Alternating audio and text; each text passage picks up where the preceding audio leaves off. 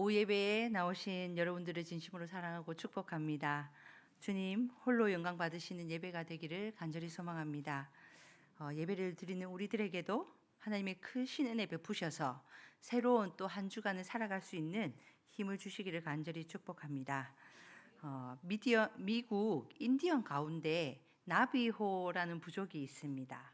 이 부족의 남자아이는 13살이 되면 성인식을 치르고 어른으로 인정받게 됩니다. 하지만 일찌감치 어른이 되는 만큼 이들은 아주 혹독한 성인식을 치러야 합니다. 만 13세가 된 아이는 아버지를 따라서 깊은 계곡으로 들어갑니다. 들짐승도 있고 사나운 맹수도 있는 그 계곡에서 홀로 하룻밤을 보내야 됩니다. 한 소년이 13세가 되었습니다. 때가 되자 소년의 아버지는 아들의 손을 이끌고 깊은 계곡으로 들어갔습니다. 깊이 들어갈수록 호랑이인지 곰인지 아니면 그 모를 맹수들이 울부짖는 소리가 사방에서 울리며 계곡 전체를 덮었습니다. 깊숙한 그 계곡 한가운데 도착한 후 아버지는 아이를 두고 무심히 돌아서서 가버렸습니다. 이 아이가 얼마나 무서웠겠습니까? 아이는 아버지에 대한 분노와 또 맹수들에 대한 이 두려움과 공포에 사로잡힌 채 뜬 눈으로 밤을 지새웠습니다. 그리고 드디어 아침이 밝았습니다. 집으로 돌아가기 위해 짐을 챙기던 아이는 어디선가 갑자기 부스럭 하는 소리를 들었습니다. 온 신경이 곤두서는 순간 아이는 얼마 떨어지지 않은 곳에 있는 바로 아버지의 모습을 보았습니다. 매정하게 떠난 줄 알았던 아버지는 아이가 있던 자리에서 얼마 안 되는 거리에 숨어서 밤새도록 활 시위를 당기고 있었던 것입니다. 성인이 되기 위한 이 통과 의례를 통해서 담력을 키우는 인디언 부족의 이야기를 들으면서 여러분들은 과연 어떤 생각이 드십니까? 이 이야기의 핵심은 아이가 홀로 공포에 맞서서 담력을 키우는 것이 아니라 이 아이 뒤에서 아이를 지키고 보호한 그 부모의 존재로 말미암아서 아이가 공포를 감당하고 맞설 수 있었다는 것이 아닐까 생각해 봅니다. 우리 그리스도인들도 세상을 살아가면서 영적 담력을 지녀야 합니다. 그리스도인의 삶에서는 영적인 결단과 담력이 나타나야 합니다. 이러한 영적 담력은 우리의 중보자 되신 예수 그리스도라만 가능합니다. 본문을 담고 있는 이 히브리서 10장은 다시금 그리스도인의 정체성에 대해서 전하여 줍니다. 우리가 하나님의 자녀가 되고 그리스도인이 된 것은 우리의 의나 능력 때문이 아니라 전적인 하나님의 은혜입니다. 무엇보다 우리가 영적인 담력을 지닌 이유에 대해서 분명히 고백하고 있습니다. 바로 우리의 대제사장이신 예수 그리스도를 통하여 담력을 얻었음을 천명합니다. 성경은 죄인이었던 우리를 위해서 예수님께서 대제사장이 되셔서 그 피로 말미암아 휘장을 넘어 하나님께로 나아갈 수 있는 길을 만들어 주셨다고 말씀합니다. 그러하기에 참 마음과 온전한 믿음으로 하나님께 나아가자고 독려하고 있습니다. 그렇습니다. 하나님은 예수 그리스도를 통하여 우리에게 영적 담력을 주셨습니다. 우리는 능력이 없지만 예수 그리스도가 우리의 든든한 후원자가 되시기에 우리는 담대히 하나님께 나아갈 수 있음을 고백합니다. 그러면 여러분, 영적 담력은 무엇일까요? 오늘 본문 19절에 나오는 담력의 헬라어 파르레시안입니다. 이 단어는 헬라 문화 속에서 헬라 시민들 상호 간에 서로 개방적이고 솔직한 관계를 의미합니다. 이런 헬라 문화의 영향을 받은 유대인들은 이 단어를 하나님 앞에서 개인 신앙의 확신과 담대함을 뜻하는 말로 사용하고 있습니다. 다시 말해서 하나님 앞에 자유롭게 나아갈 수 있는 권리를 의미합니다. 중요한 것은 이 권리는 우리의 선택이 아니라 하나님의 은혜라는 사실입니다. 그리고 우리는 이 은혜를 믿음으로 누릴 뿐입니다. 여러분, 우리가 하나님께 나아갈 수 있는 유일한 이유는 우리 주님께서 우리 죄를 대신 담당하셨기 때문입니다. 우리는 예수의 피를 힘입어 성소에 들어갈 담력을 얻습니다. 담력을 얻었다는 것은 자신 있게 들어간다는 말입니다. 왜 자신이 있을까요?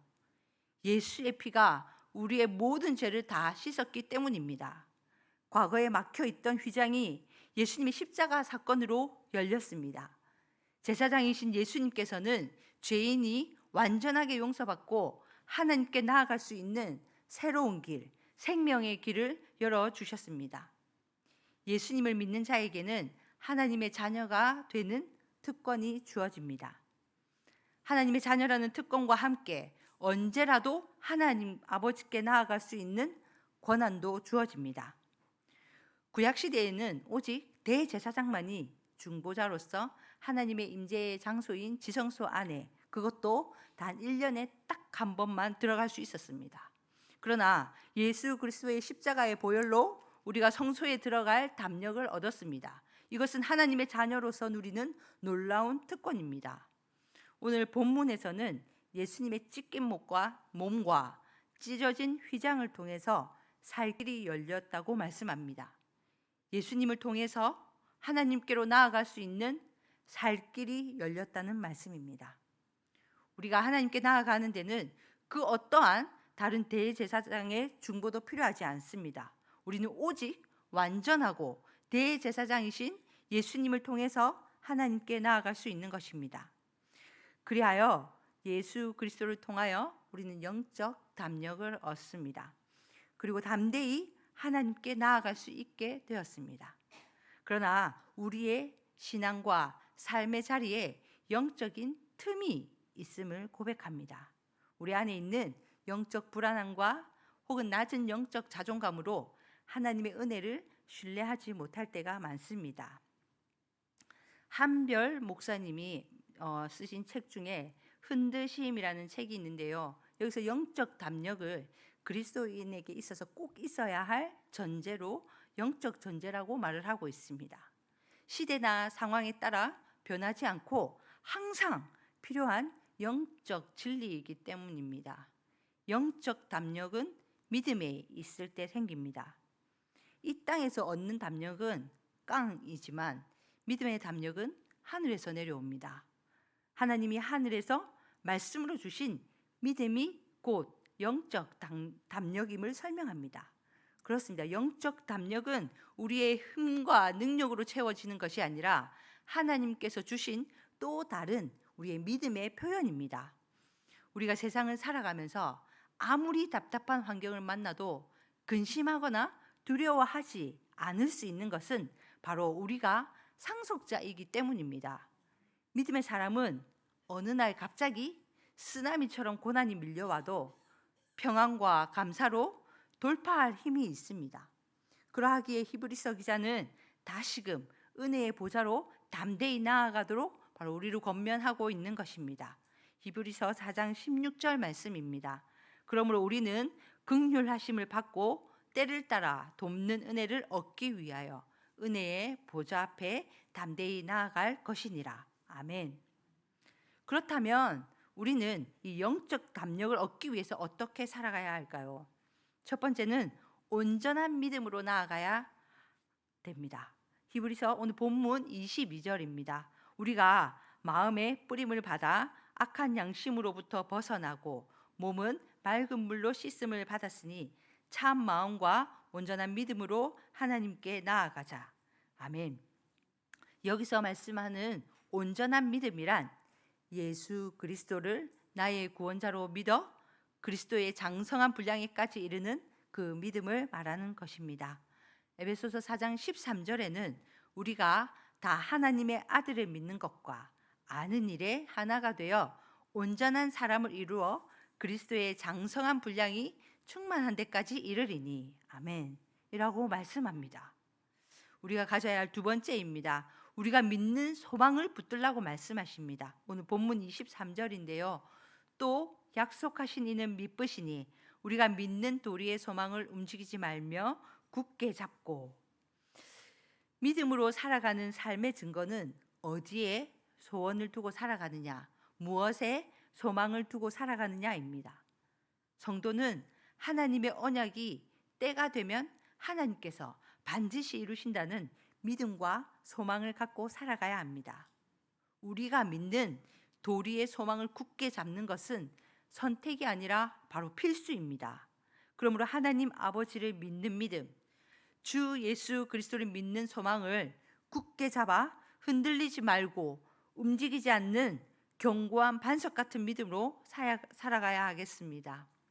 세 번째입니다. 서로가 세워주는 사역을 감당해야 합니다. 본문 24절, 서로 돌아보아 사랑과 선행을 격려하며. 서로 돌아보아라는 것은 히브리서 3장 1절에 언급된 깊이 생각하라는 이 강조와 같은 단어입니다. 건성건성으로 돌아보는 것이 아니라 진심으로 사랑하는 마음과 깊은 관심을 가지고 지속적으로 돌아보라는 말씀입니다. 하나님은 사람을 통해서 일하십니다. 사람을 통해서 역사하십니다. 사람을 통하여 기적을 이루십니다. 서로가 서로를 돌아보아 사랑과 선행을 격려하는 그 자리, 그 시간에 성령님이 함께 하시고 주님이 함께 하시는 것입니다. 사랑하는 함양교회 성도 여러분, 우리는 예수 그리스도를 통하여 하나님께 나아갈 영적 담력을 얻은 자들입니다. 예수 그리스도를 통하여 하나님께 나아갈 영적 담력을 얻은 우리는 예배의 자리를 사모하며 살아가야 됩니다. 본문 25절입니다. 모이기를 패하는 어떤 사람들의 습관과 같이 하지 말고 오직 권하여 그날이 가까움을 볼수록 더욱 그리하자. 아멘. 본문에 나오는 모임은 단순한 모임이 아니라 회중들의 모임, 즉 교회를 의미합니다. 교회는 영적 담력을 가지고 온전한 믿음과 굳건한 소망, 그리고 신실한 사랑을 나타내어야 하는 것입니다. 저는 중고등학교 시절에 수련회에 참석한 적이 있습니다. 함양교회도 그런 경험이 있으실 텐데, 이렇게 그때 당시에 유행하던 수련회 프로그램 중에 하나가 담력 훈련이었습니다. 네, 다들 웃으시는 분들은 어떤 담력 훈련이었냐면, 이제 선생님 밤에 컴컴한 칠흑 같은 밤에 이렇게 공동묘지를 넘거나 산을 넘는 그런 프로그램이었는데요. 이 산을 그 길을 이제 각 조별로 몇 명씩 이렇게 선생님들이 팀을 만들어 주셔서 같은 팀끼리 이렇게 가게 되면 가다가 장애물을 만납니다. 이 변신된 선생님들이 중간중간에 나타나서 귀신으로 변장해서 놀래키기도 하고, 또 가다가 막 이상한 소리도 들리기도 하고, 불빛이 비석에 비쳐서 번쩍 도깨비 불 같은 게 나오기도 하고, 이렇게 했던 경험이 떠오르더라고요. 근데 이 뒤돌아보니까 담력은 전혀 키워지지 않고 그냥 그때 수련회 때, 여름 수련회 때 이렇게 같이 했던 팀원들과는 되게 친해졌던 그런 경험이 있습니다. 여전히 우리는, 세상 사람들은 자신의 담력을 의지하면서 살아가려고 합니다. 그들의 담력은 두려움의 표지입니다. 오직 그리스도인은 예수 그리스도를 통하여서 영적 담력을 누리며 살아갈 수 있습니다. 우리 모두 주님이 주신 담력을 가지고 담대히 세상의 그리스도인으로 살아가기를 간절히 축복합니다. 사랑하는 여러분, 우리 믿음의 선배들 중에 이 일제 강점기 평양 산정형 교회 주기철 목사님이 계십니다. 그분은 신사참배를 끝까지 거부하면서 오직 하나님께만 경배할 수 있다라고 담대히 외쳤습니다. 그 일로 수차례 투옥을 당하고 결국 혹독한 고문 끝에 순교를 하셨습니다. 어느 날 평양 감옥에 수감되어 있던 이 주기철 목사님은 고문으로 온몸이 상해서 스스로 몸을 가눌 수도 없을 만큼 망가져 있었습니다. 그러나 주일이 되자 목사님은 그 깜방 한가운데서 무릎을 꿇고 손을 들어서 예배를 드리기 시작했습니다. 하나님, 오늘도 주의 날을 주셔서 감사합니다. 이곳이 감옥인지 성전인지 저는 알 수 없습니다. 그러나 주님이 계시기에 이곳이 천국입니다. 그의 찬양과 기도가 감옥 안에 울려 퍼졌고, 함께 갇혀있던 수감자들 중 몇 명이 눈물을 흘리며 함께 예배를 드렸습니다. 그 장면을 지켜보던 간수들도 깊은 충격을 받았다고 합니다. 그 목사님의 몸은 갇혀 있었지만 그의 영혼은 하나님 앞에서 완전한 자유와 담력을 누리고 있었습니다. 바로 이것이 예수 그리스도를 믿는 자가 가진 영적 담력의 실체입니다. 주기철 목사님의 마지막 일기에는 이런 글이 있습니다. 나는 신사 앞에 무릎을 꿇을 수 없고 하나님 앞에만 무릎 꿇겠습니다. 이 몸이 부서져도 주님을 부인할 수 없습니다. 사랑하는 함양교회 성도 여러분, 사실 저는 며칠 있으면 목사 안수를 받게 됩니다. 사실 개인적으로 너무너무 이것이 부담이 커서 하나님께 하나님 혹시 지금이라도 도망갈까요? 라는 생각도 했었습니다. 그런데 기도하는 가운데 주님께서 자유함을 주시더라고요. 이 일은 네 일이 아니다. 하나님의 일이다라고 말씀해 주셨습니다. 오늘 오전에 목사님 말씀처럼 나를 만드신 이유, 하나님을 찬송하게 하려는 것을 깨닫고 자유로워질 수 있었습니다. 하나님께서 또한 이끌어 주실 줄 믿습니다. 우리는 지금 고난의 시대, 박해의 시대에 살고 있지 않지만 여전히 믿음을 지키기 어렵고 타협하라는 유혹이 가득한 시대에 살고 있습니다. 이 시대를 이겨내기 위해서도 우리에게는 주기철 목사님과 같은 이런 영적 담력이 필요합니다. 그리고 그 담력은 바로 오직 예수 그리스도로부터 옵니다. 세상의 담력은 상황 앞에 무너질 수 있지만 영적 담력은 하늘로부터 온 믿음의 능력입니다. 그 담력은 우리가 예수님의 보혈을 힘입어 하나님 앞에 담대히 나아갈 수 있는 믿음의 확신이며 흔들리는 세상 속에서도 우리의 정체성과 방향성을 잃지 않게 해주는 바로 은혜의 선물입니다. 우리에게 주어진 이 영적 담력을 붙들고 온전한 믿음으로 굳건한 소망을 품고 서로가 서로를 돌아보며 사랑과 선행을 격려하는 삶을 살아가야 하겠습니다. 특별히 예배를 소중히 여기고 함께 모이기를 힘쓰는 일은 그 담력을 실천하는 가장 중요한 삶의 방식입니다. 이 시대는 개인화되고 점점 더 흩어지는 시대입니다. 그러나 교회는 흩어질수록 더 모여야 한 이유가 분명한 공동체인 것입니다.